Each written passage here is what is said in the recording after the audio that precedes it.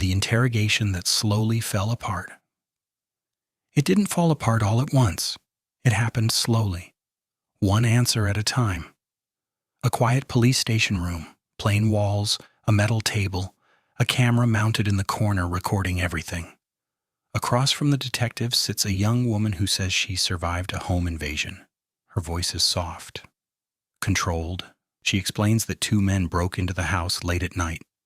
She says they tied her up. She says she heard gunshots. She says she was terrified. At first, nothing sounds unusual. Trauma can make memories messy. People forget details when they're scared. But detectives aren't just listening to what she says. They're watching how she says it. They ask her to walk through the night again and again. The first time, her story flows smoothly. The second time, small details shift. The third time, the timeline feels off. She says her hands were tied behind her back. Later, when asked to demonstrate, her movements don't quite match someone who had been tightly restrained. She says she barely saw the intruders. Then, later, she remembers specific details. Nothing dramatic, nothing explosive, just small inconsistencies. And in an interrogation room, small inconsistencies matter. The detectives don't accuse her, they don't yell, they stay calm, almost friendly.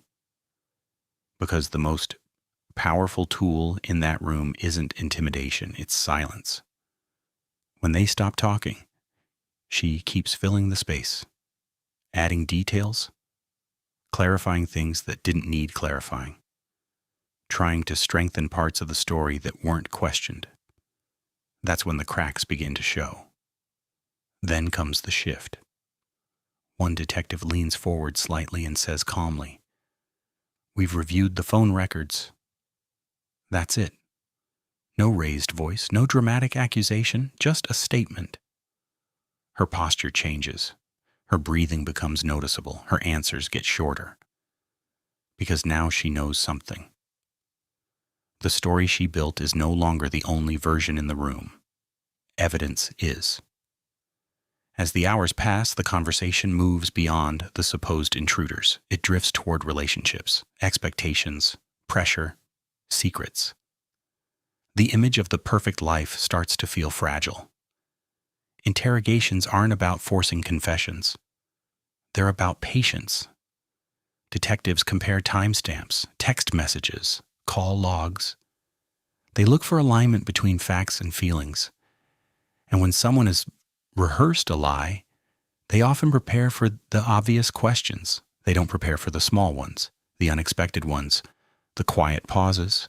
At one point she repeats, "I don't know," over and over. But it doesn't sound like confusion anymore. It sounds like stalling. Eventually exhaustion sets in, not physical exhaustion, mental exhaustion. Keeping a false narrative consistent is hard work.